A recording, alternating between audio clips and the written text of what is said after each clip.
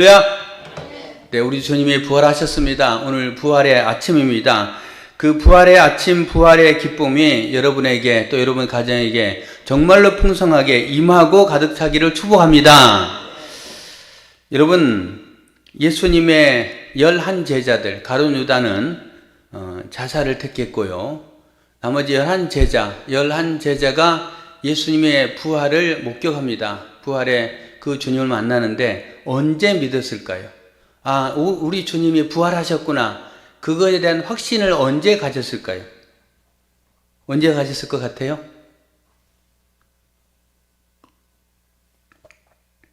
오늘 그들이 언제 믿었을까? 그 현장으로 한번 떠나보도록 하겠습니다. 오늘 본문의 내용에 보면은 안식일이 지남에라고 시작되고 있습니다.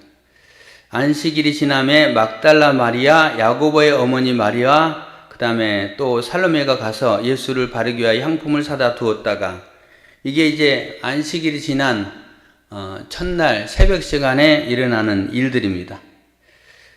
오늘 저는 이 마가복음에 나와 있는 이 말씀뿐만이 아니고 부활의 아침에 있었던 그 사건의 그 모습들을 이제 사복음서 전체를 가지고 살펴보고자 합니다. 그러니까 이쪽에는 어떻게 기록되어 있는가, 저쪽에는 어떻게 기록되어 있는가, 그것을 비교하면서 살펴보고자 원합니다. 부활의 아침에 예수님은 부활하셨지만 여인들과 그리고 예수님의 제자들은 사실은 그 부활을 받아들이기가 쉽지가 않았습니다. 그래서 그 아침의 상황을 성경 마태, 마가, 누가, 요한에 기록된 그 모습을 가지고 살펴본다면 이렇게 표현하면 될 것 같습니다. 우왕좌왕, 어리벙벙, 또 다른 말로 하면 혼비백산, 이런 상황이었습니다. 무슨 말이냐면요, 부활의 아침에 일어났던 그 이제 내용들을 쭉 기록하는 그 기록들을 살펴보면요, 사복음서 내용이 다릅니다. 네, 내용이 달라요. 어떻게 다르냐면요, 등장하는 여인의 명단도 다릅니다. 오늘 본문에는 막달라 마리아, 야고보의 어머니 마리아, 이 야고보의 어머니 마리아는 알페오의 아들 야고보, 그 야고보의 어머니를 말합니다.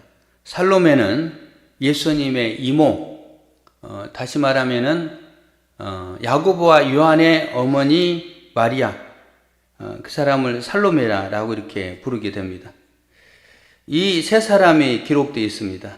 그렇지만은 누가복음에는 막달라 마리아, 요한나, 또 야고보의 어머니 마리아, 이렇게 기록됩니다. 그래서 그 등장하는 명단들을 다 추려보면은 막달라 마리아, 그 다음에 야고보의 어머니 마리아, 살로메, 요한나, 그리고 또 다른 여인들, 뭐 이렇게 포함됩니다. 그래서 최소 4명 내지 5명, 아니 그리고 더 많이, 이제 다른 복음서에 보면은 다른 여인들도 많았더라, 이런 표현들이 있습니다. 그래서 이 표현들이 다 달라요. 이름들이 다릅니다. 그런 모습 속에 다름을 발견하게 되고요. 그 다음에 오늘 본문에 보면은 1절에 그들이 가서 예수께 바르기 위하여 향품을 사다 두었다가 라고 되어 있습니다. 향품을 사서 예수님의 시신에 바르려고 준비해요. 근데 그 준비하는 시간이 언제냐면요, 안식일이 지남에 라고 했습니다. 여러분, 안식일이 지나는 시간은 언제일 것 같아요? 안식일. 유대인의 안식일은 언제부터 언제까지죠? 유대인의 안식일은 금요일 날 해 질 때부터 토요일 날 해 질 때까지, 그게 안식일의 시간입니다. 저녁이 시작해서 이제 그 다음날 저녁 되기 전에 맞춰요. 이게 안식일의 시간입니다. 그래서 안식일이 지났다는 것은 토요일 날 해가 진 다음에 그들이 향품을 사러 그때 갔다는 거예요. 그렇게 오늘 본문은 기록하고 있지만 누가복음 23장에 보면은 안식일이 되기 전에 그들이 향유와 향품을 함께 준비했다라고 기록되어 있습니다. 다른 거예요. 기록이 다른 거예요. 그 다음에 이제 예수님이 부활하셨고 그 부활의 증인, 이제 부활했다라는 소식을 전하는 천사, 그 천사에 대해서 오늘 본문은 뭐라고 말합니까? 5절에 무덤에 들어가서 흰 옷을 입은 한 청년이 우편에 앉은 것을 보고 놀라매. 흰 옷을 입은 한 청년이 우편에 앉은 것을 보고 놀라매. 이 우편은 예수님이 누우셨던 그 무덤, 그곳의 우편을 가리킵니다. 그 우편에 앉은 것을 봤다라고 표현하는데, 마태복음에는 천사가 그 굴려진 돌 위에 예수님의 무덤을 가렸던 돌이 있잖아요. 그 돌이 굴려졌는데 그 돌 위에 앉아 있었다라고 표현을 하고 있습니다. 그리고 또 누가복음에는 흰 옷 입은 두 사람이 있었다라고 표현합니다. 요한복음에도 흰 옷 입은 두 천사가 있었다라고 표현합니다. 각각의 표현이 달라요. 뭐가 맞을까요? 한 사람, 두 사람, 돌 위에, 아니면은 예수님의 누우셨던 그 무덤 좌우편, 어디가 맞을까요? 그 다음에 예수님의 부활하심을 천사에게 들었던 그 여인들의 반응, 오늘 본문에 보면은 그 여인들이 어떻게 합니까? 8절, 여자들이 몹시 놀라 떨며 나와 무덤에서 도망하고 무서워하여 아무에게 아무 말도 하지 못하더라. 부활의 모습을 봤던 그 여인들은 가서 제자들에게 알린 게 아니고 너무 겁이 나서 아무에게도 아무 말을 못하는 거예요. 이게 무슨 일일까? 전혀 상상할 수 없는 일, 천지개벽할 일, 그런 일들을 경험한 거예요. 그래서 아무에게 아무 말도 못했다라고 기록하고 있습니다. 하지만 그 다음 성경에 보면은 막달라 마리아에게 예수님이 보이셨고, 예수님이 보이신 그 모습을 가지고 마리아는 이제 11절, 그들은 예수께서 살아나셨다는 것과 마리아에게 보이셨다는 것을 듣고도 믿지 아니하더라. 막달라 마리아에게 보이셨고 막달라 마리아가 제자리에 가서 전했다라고 이야기를 하고 있습니다. 아무에게도 전하지 않았다라고 하면서 다시 막달라 마리아에게 전했다라고 표현하고 있고, 그 다음에 누가복음에는 이 여인들이 사람들에게 알렸다라고 표현하고 있습니다. 그 다음에 또 하나를 더 살펴본다면은 이 빈 무덤과 천사들을 본 여인들의 반응입니다. 오늘 본문에는 심히 놀라고 떨렸다라고 표현하고 있습니다. 근데 마태복음에는 무서움과 큰 기쁨을 가지고 있었다라고 표현합니다. 여기는 심히 놀라고 몹시 떨고 있었다라고 표현하는데, 마태복음에는 그렇게 표현하지 않고 있는 거예요. 굉장히 큰 기쁨으로 가득 찼다라고 표현하고 있는 겁니다. 다양한 표현들이 등장을 해요. 그리고 내용이 다르게 등장합니다. 여러분, 어디가 맞을 것 같습니까? 제가 보기에는요, 오늘 부활의 아침에 첫 상황을 말씀드렸듯이 우왕좌왕, 어리벙벙, 그 다음에 혼비백산, 그 부활의 현장을 봤던 사람들이 사실은 제정신이 아닌 거예요. 그 제정신이 아니다 보니까 그들은 그런 부분에 자기가 그 순간순간 생각나는 대로 기록하는 겁니다. 순간순간 생각나는 대로 기록하고 있고, 똑같은 장면일지라도 여러분 사진을 찍을 때 카메라의 각도에 따라서 그 모양이 달라질 것 아니에요. 그래서 정면으로 찍을 수도 있고 측면에 찍을 수도 있고, 아니면은 전혀 이렇게 90도 방향에 찍을 수도 있고, 그러면은 어떨 때는 천사가 한 명이 될 수도 있는 거고 어떨 때는 두 명이 될 수도 있는 거고, 이런 상황이 바뀔 수 있는 거죠. 그래서 자기들의 생각대로 생각나는 대로 기록한 그 모습, 그래서 이게 부활의 아침의 모습이다라고 생각해 볼 수 있습니다. 예수님이 부활하셨다는 것은 상상도 하기 힘든 일이었고, 그게 실제적으로 일어났지만 그들은 그런 부분에 어찌해야 될지 모르는 그런 상황이었습니다. 이게 첫 번째 장면입니다. 그 다음에 두 번째 장면을 살펴볼 건데요. 두 번째는 어떤 장면이냐면은 다 예수님의 부활을 믿지 못하는 그런 상황입니다. 오늘 본문을 중심으로 살펴본다면 11절 그들은 예수께서 살아나셨다는 것과 마리아에게 보이셨다는 것을 듣고도 믿지 아니하니라. 듣고도 믿지 않았다 라고 말합니다. 12절과 13절은 엠마오로 가는 두 제자를 이야기합니다. 그래서 13절 두 사람이 가서 남은 제자들에게 알렸으되 역시 믿지 아니하니라. 엠마오로 가는 두 제자, 예수님께 함께 가다가 예수님이 부활할 것에 대해서 쭉 이야기를 하고, 그리고 마지막 이제 저물 때에 식사하기 위해서 축복 기도할 때에 그들이 눈 감았는데 그 기도 들으면서 예수님이 부활하셨구나 라고 깨달았지만 눈을 떴을 때 예수님이 계시지 않았죠. 그래서 그 두 제자가 다시 예루살렘에 돌아가서 다른 제자들에게 알렸지만 그들이 믿지 않았다는 겁니다. 14절 쭉 이룩하면서 제일 끝부분에 14절 다 읽겠습니다. 그 후에 11제자가 음식 먹을 때에 예수께서 그들에게 나타나사 그들의 믿음 없는 것과 마음에 완악한 것을 꾸짖으니 이는 자기가 살아난 것을 본 자들의 말을 믿지 아니함이더라. 거기도 믿지 아니함이더라 라고 되어 있습니다. 12절, 11절, 13절, 14절 다 믿지 않았다라고 기록되어 있습니다. 예수님은 그들에게 어떻게 하십니까? 그들의 믿음 없는 것과 마음에 완악한 것을 꾸짖으셨다라고 말하고 있습니다. 이는 예수님의 부활을 불신했다는 겁니다. 이것이 그들의 모습입니다. 예수님의 부활을 봤던 사람들, 세 사람들입니다. 세 부류의 사람들입니다. 여인들, 그 중에 특별히 막달라 마리아가 봤고, 그 다음에 엠마오로 가는 두 제자가 봤고, 그 다음에 세 번째 누가복음 24장 말씀에 근거하면 베드로에게 보여주셨다, 시몬에게 보여주셨다라고 말씀하고 있습니다. 그렇게 그들이 봤지만 예수님을 믿지 아니합니다. 원래 예수님과 제자들과의 약속은 뭐였냐면은 예수님께서 내가 다시 살아난 후에 너희들보다 갈릴리로 먼저 가겠다라고 주님 말씀하셨습니다. 또 오늘 막달라 마리아에게도 내가 갈릴리로 먼저 갈 것이니까 제자들에게 그것을 알려라라고 말합니다. 그러면 예수님이 갈릴리로 먼저 가셔야 되잖아요. 그런데 제자들이 예수님의 부활에 대해서 확신을 하지 못하고 그것을 받아들이지 못하자 예수님은 제자들에게 두 번 나타나십니다. 예루살렘에서 두 번 나타나십니다. 안식 후 첫날 저녁, 부활한 그 저녁에 예수님이 제자들 가운데 나타나십니다. 너에게 평강이 있을지어다 라고 주님 말씀하십니다. 그러면서 구운 생선을 가져달라. 그러면서 먹으면서 내가 살아났다라고 이야기를 하는 거예요. 그래도 믿지 못하는 거예요.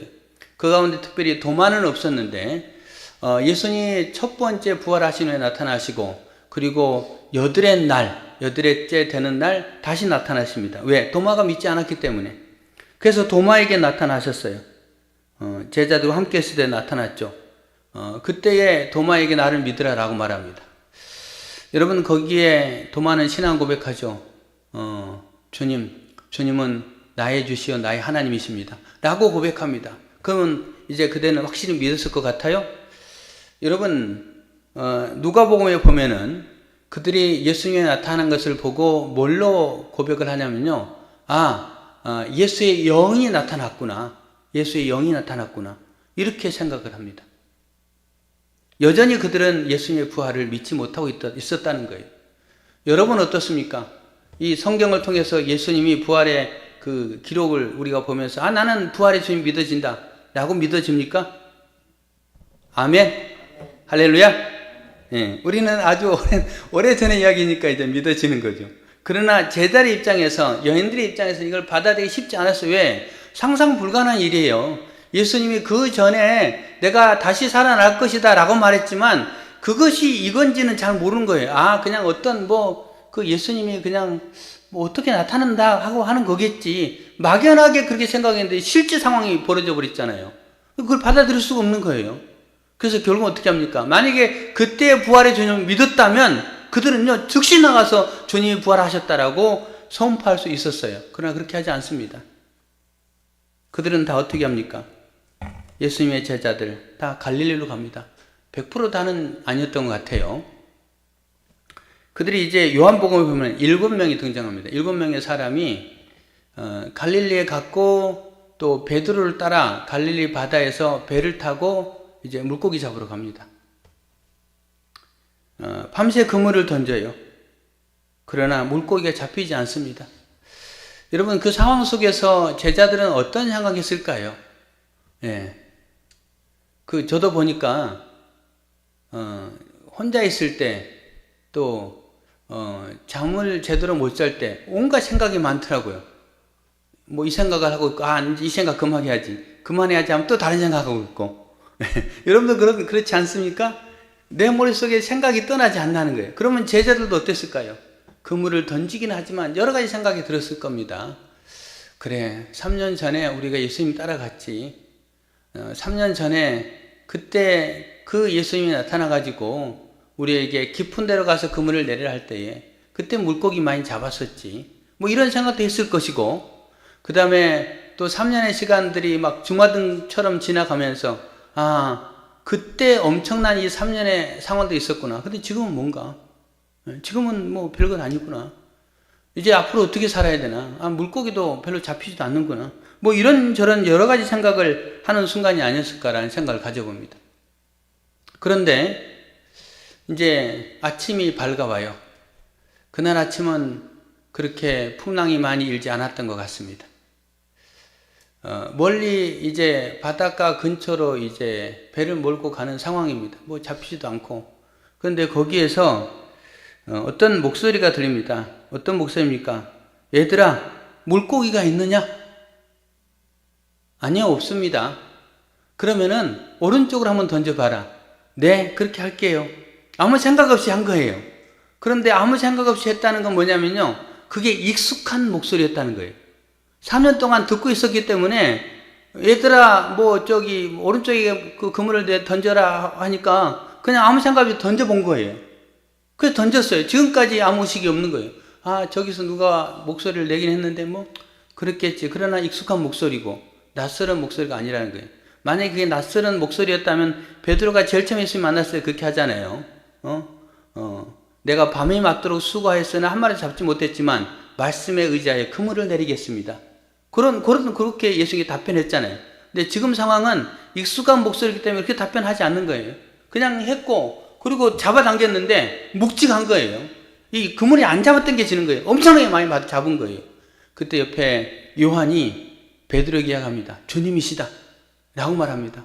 그 말 들은 베드로도 주님이시구나.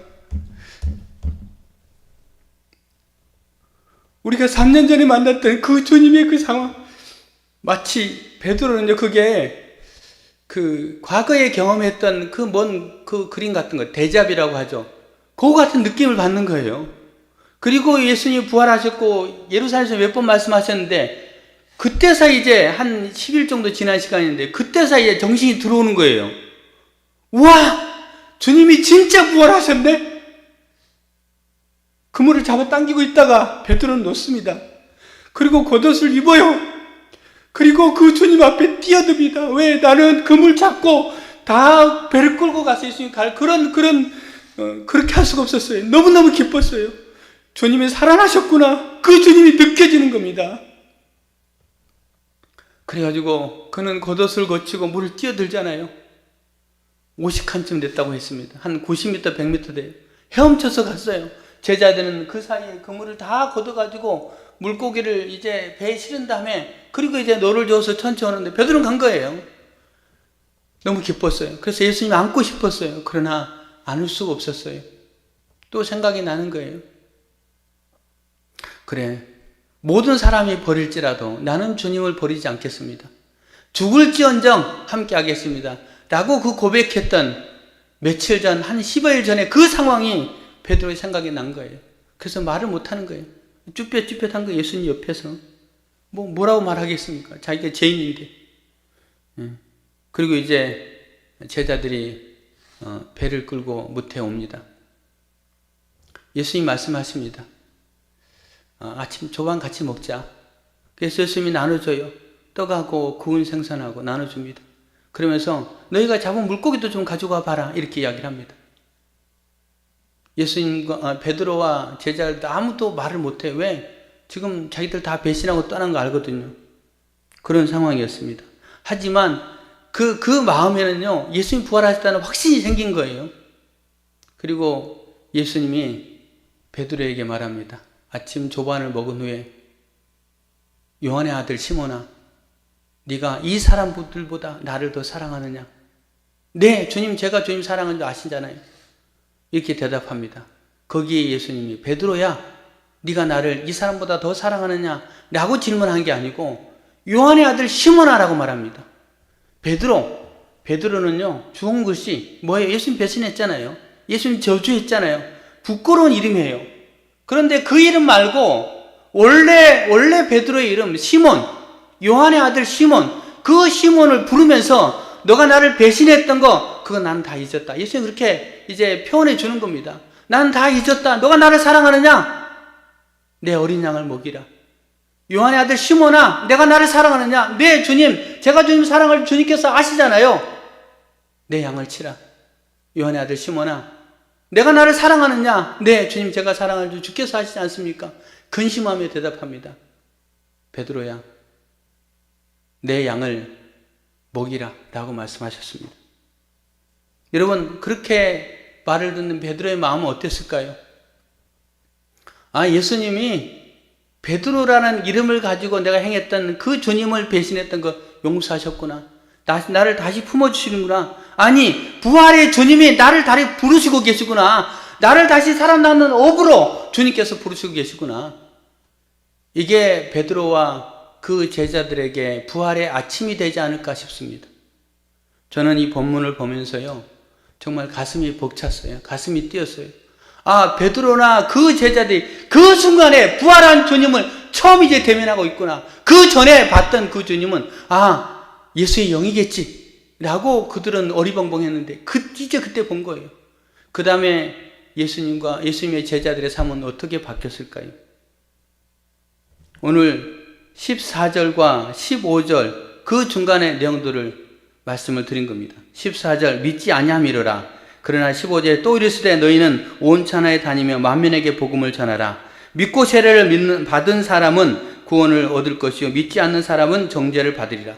주님께서 이렇게 그들에게 이제 갈릴리 바다에서 나타나시고 그 후에 한 20여일 동안 제자들과 함께 다니시면서 말씀하신 겁니다. 제자들은 그 20여일 동안 예수님을 따라다니면서 주님이 진짜로 부활하셨구나. 주님이 지금 나와 함께 계시구나. 이분이 부활의 첫 열매가 되셨구나. 예수님의 손을 만져보고 예수님과 함께 어깨동무 해보고 예수님과 함께 부둥켜 안아보고 그런 시간들을 갖지 않았겠습니까? 그리고 마음속에 다짐했을 거예요.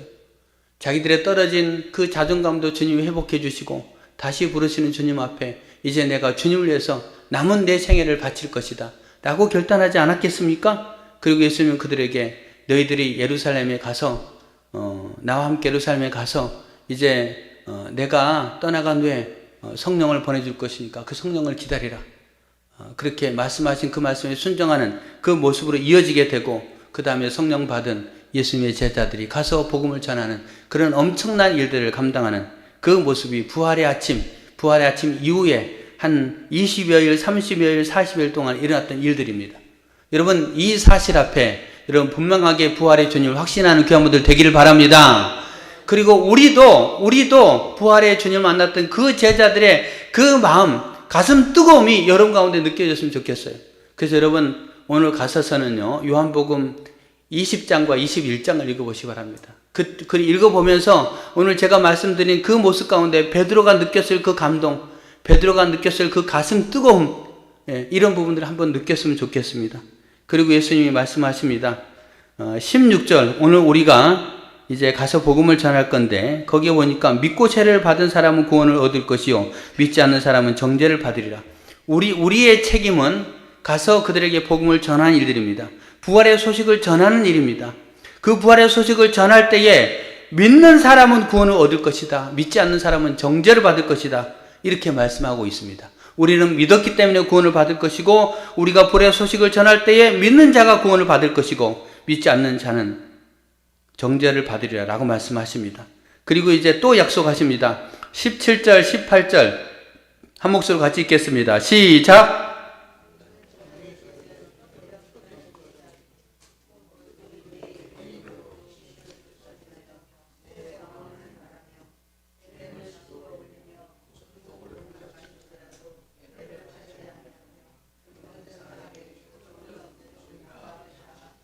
아멘.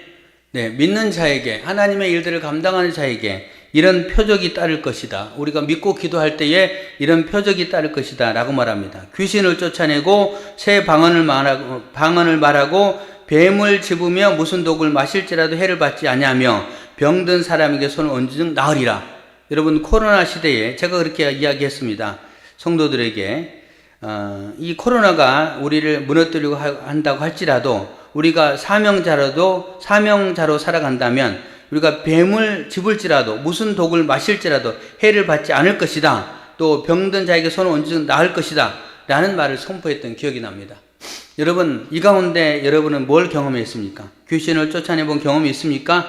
새 방언을 말했습니까? 뱀을 짚는다든지 독을 마실지라도 해를 받지 않았습니까? 병든 자에게 손을 얹은 나았습니까? 여러분, 믿는 자에게 이런 능력이 일어남을 믿으시길 바랍니다.